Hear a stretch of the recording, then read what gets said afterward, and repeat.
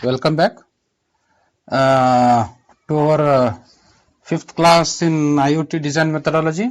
In the last 4 classes, we have completed up to 5 steps in the design methodology. So now let us have a look of and understanding of the step 6, which is IoT level specification. IoT level specification.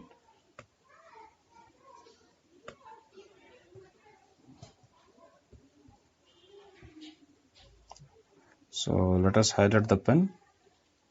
Okay. So in this step, we will define the level required for our application. Here, what is our application? Light control. Light control remotely is our application. So here we will decide for this which IoT level is suitable. So in our previous classes, we have covered the discussion from level 1 to level 6. Right. So you can refer that class, understand this class, and after understanding that class, you will able to decide for this particular application, light control remotely using web application, light control remotely using web app, which level is suitable. Is it clear? Once again, I will repeat. If you see that, if you watch the class, I hope, which class is this? Let me check out. IoT levels and deployment templates is class 9. In this lecture series, in the class 9, I explained about IoT levels and deployment templates. If you understand that class, here in this class you will be able to automatically decide which level is suitable. But still I will give a small understanding. Right. So since here only one node is required. Only one node is required. Data generated by sensor is small, large, small or less, however you can refer, right, either by qualitatively or by quantitatively. Right, data generated is small and processing is also required is processing capability is also less. So all those I can do on, so I can do local storage, local analysis. So for all these together, level 1 is suitable. Level 1 is suitable. Is this idea clear? Sir, what, sir? Let us take level 2. What is the problem if we store in the cloud? See, we have to pay. We have to pay to use cloud. So that much amount of data is not generated at all here. So no need to pay. Let us do local storage and local analysis. Is this idea clear? Now, what we have to do is, it is not that just we have to mention, right? You have to explain briefly. See, for example, in exam they will ask only explain step 6. If there is a question in the exam to explain only step 6, then what we have to do? Just decide the level 1 and leave it. No, it is not like that. What you have to do? You have to give brief explanation of every component in the IoT level. What do you mean by device? What do you mean by resource? What do you mean by controller service? Again, which I all have decided in class 9. Right. Here you have to clearly mention, right, only one node, one monitoring node. What is REST? Right. What is API? A brief explanation of all these things you have to give. Right. So let us go to the next step. Functional view specification. What we do in this functional view specification? See, here everything we are doing in locally, that you should remember. Right. In functional view specification, what we do? We map IoT level to functional group.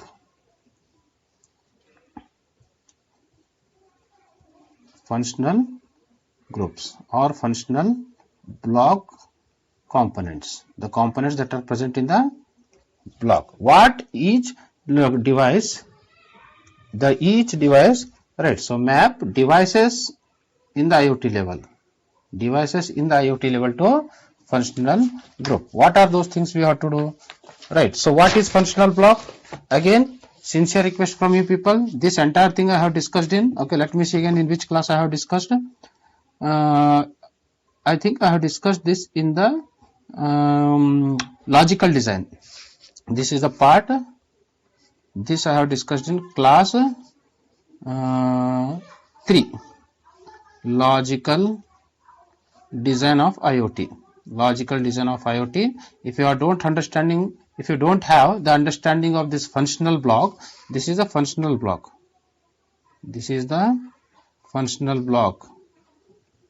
Right, in class 3 in the logical design of IoT, I explained this. If you don't have the understanding, please go and watch. So better understanding at that point, will have better understanding here.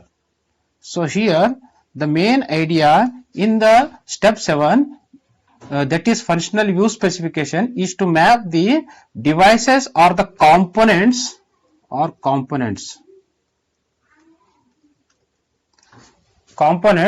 in the IoT level to the functional groups. Right. So what is this? What we have to map? Let us see one by one. Right. Now device.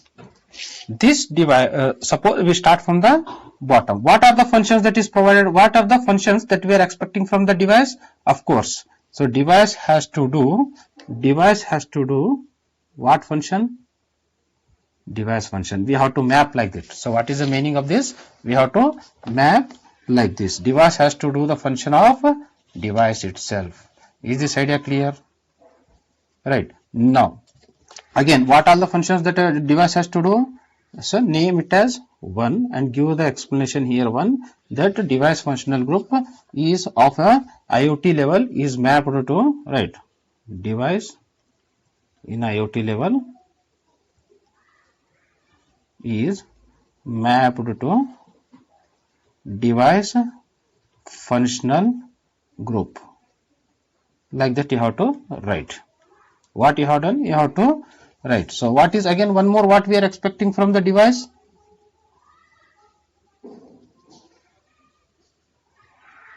Yes. Management. Again one more one more function that we are expecting from the device is management. It has to take care of all of the management. Second, again you have to write explanation. So device in the IoT level is mapped to management functional group. Like that you have to write. Right. Now next we will map what is resources. What are the functionalities of the resources? Again, resources is mapped to data. Resources is mapped to the device. And resources, this is third you write, the resources is also mapped to communication functional group. Now next about controllers. What are the functionalities that we expect from the controller service is this one, service functional group. Name it 4 and you explain here. Right, the controller service of the IoT level is mapped to the services functional groups. Now next is database. Database, at the first place it should be mapped to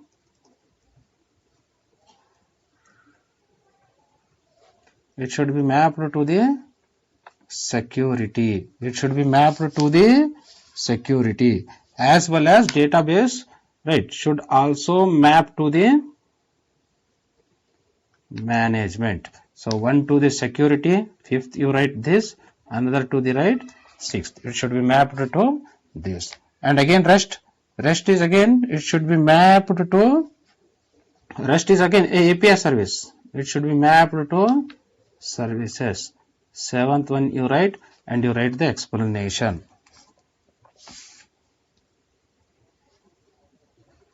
Right. Again, what are the functionalities that you are expecting from the app?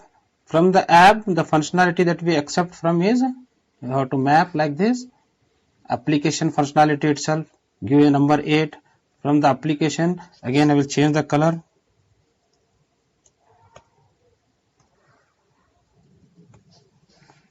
Right. So I am expecting it again from the management.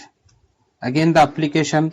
Right. So one is management. Again from the application, security. These three functionality groups, it has to be this my application has to provide. Is this idea clear?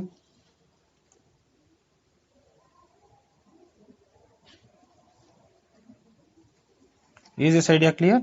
So totally there are these many functional groups that we are expecting. Is this idea clear? Right. From the device to, one is device itself, another one is the management,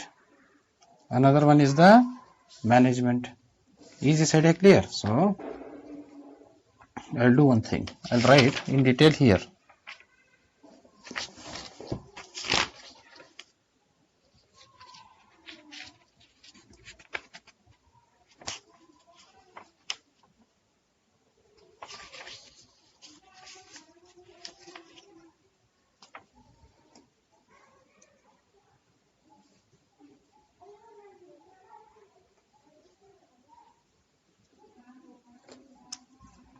Device to this device functional group as well as management. Then resource to resource, okay, device functional group, again one to the communication. Again controller service has been mapped to only one thing, that is of course services functional group. Then we have database is mapped to again management functional group and security functional group. Right. Then after that rest, which is again service, it is mapped to services functional group. Right. Again then last we have app is mapped to, right, again app is mapped to management, application and security functional group. Right, because what app has to divide security also, right? No one should able to, it is all about authorization, authentication, right? In the first, in step 1 we have seen whatever we have basic user authentication, isn't it? Right, you think, try to apply what the previous knowledge that we had. The point here is, if you understand the this functional block of the class 4 in the logical design, you will be able to catch this easily. Is this idea clear? Okay. Now let us move to the operational view specification. In operational view specification, right, what we do, we go for device options. Here operation 2 is all about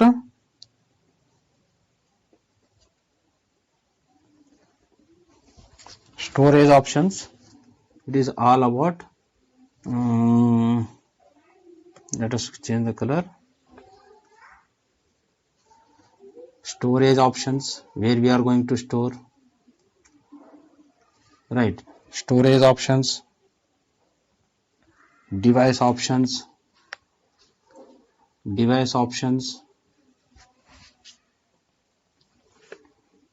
application, hosting options, options.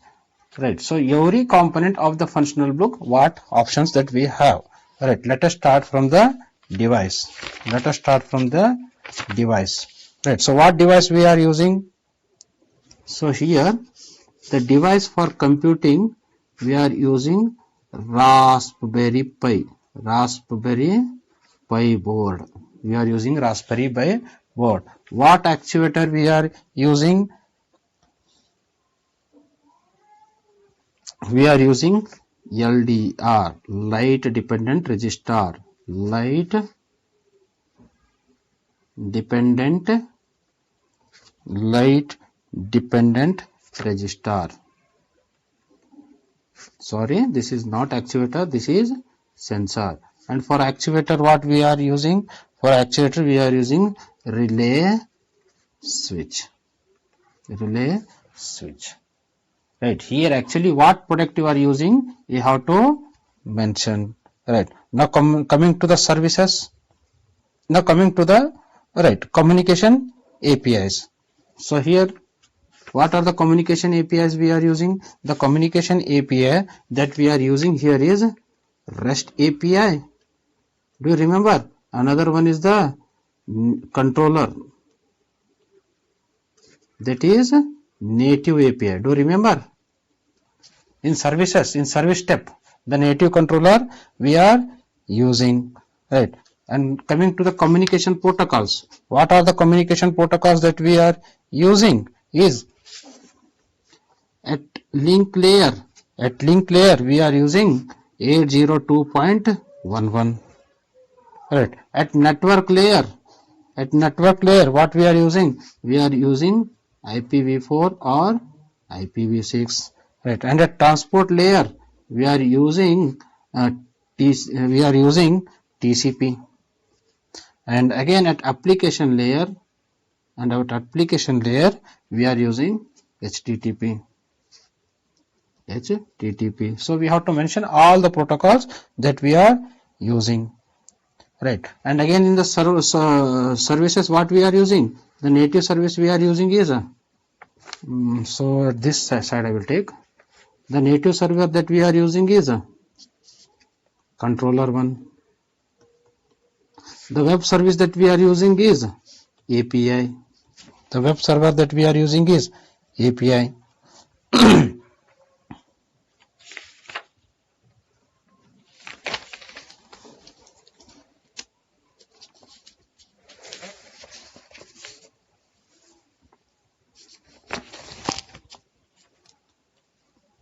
Now for secure, right, for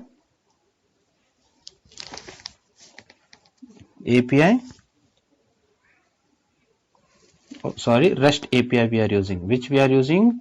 REST API we are using for mode and mode state. For both mode as well as for state we are using REST API. And for native we are using controller API. Right. And again for web app, switch on the light.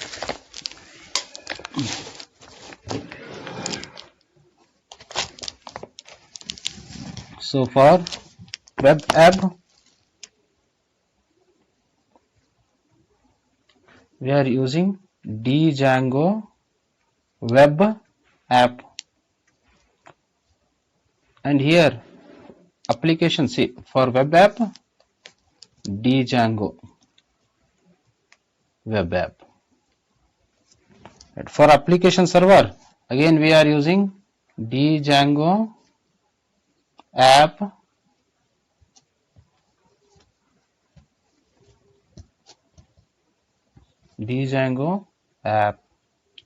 server. For database we are using MySQL. Right. Again for authentication, what product option I am using? Web app. That is Django web app I am using. Right. For authorization again same, web app. That is again Django framework web app along with the database. along with database. This is, remember, these both web app. Again I am using Django web app framework. Then what is left? Raspberry Pi. Right. For management, for device management, RPi device management. For device management I am using RPi, and for database, what I am using? MySQL database management system. Right. For database management. For application management, again Django web app application management. Like that, for every component, which product I am using, you have to mention clearly. This is about the functional view, operational view specification. Is this idea clear?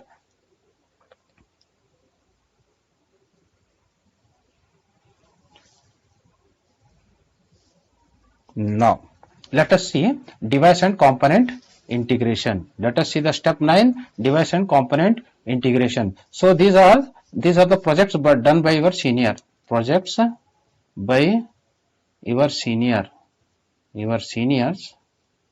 under my guidance.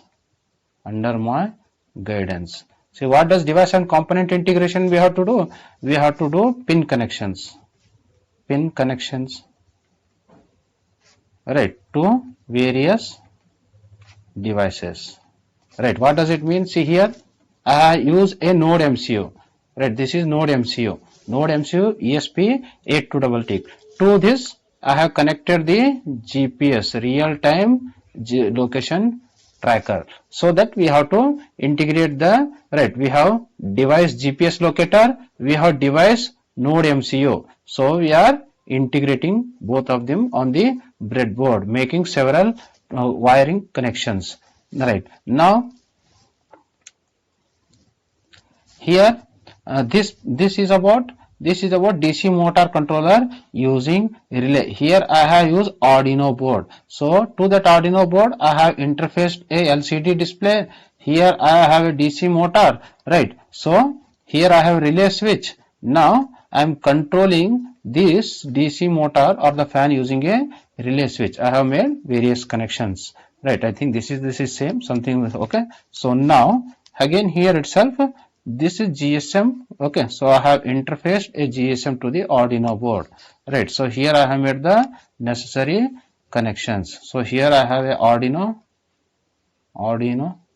This is a Arduino board, and this is my GSM. This is my GSM module. So this is device. I have done what? Integration with necessary pin numbers. To integrate I use necessary pin numbers for connections. Right, so here I will be having pin number, C1 pin, another pin connected to the pin. So we have to refer the manual. Now last step is application development. Again these are developed by your seniors.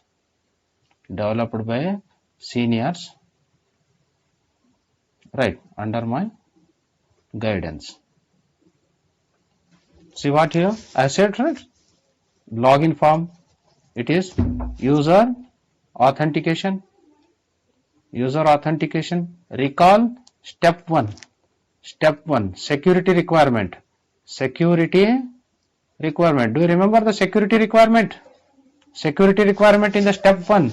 So here's a user authentication. No one should be able to access your bulb. So first you have to put username and password in that login page. Once you enter your username and password, so here you can control your status. Right, so here appliance fan, what is the status of the fan? On. What is the status of the appliance fan 2? Off. What is the status of the fan 3? On. Status of off.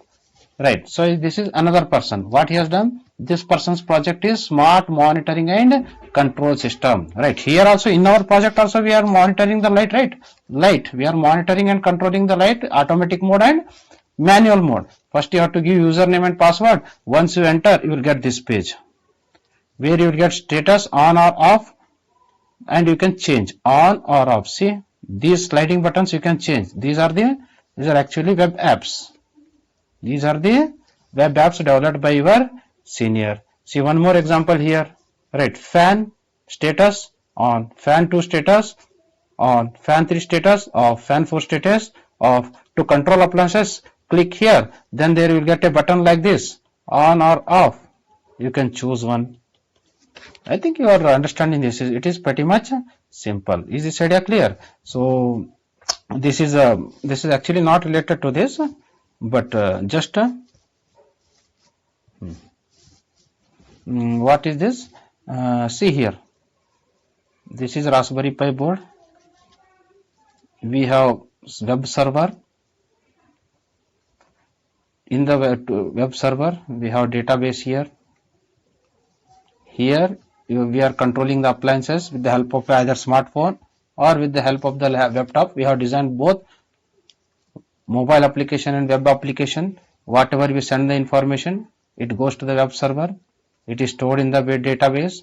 Raspberry Pi receives it, and Raspberry Pi with the help of the relays will control the appliances. Will control, right here we are controlling the light, here we are controlling the fan, we are controlling the air conditioner. Right, suppose here in the mobile app you do AC is equal to on. AC on, the information flows like this. It comes to the Raspberry Pi board. Raspberry Pi AC, right? The relay will go on, resulting in air conditioner on. The same will be stored in the database. Now status means, now suppose the fan is off. I want to check the status of the fan. The fan is off. From the relay it goes to the board. From the board it goes to the server. I will change the pencil color. Wait, slide, current slide. I'll change the pencil color.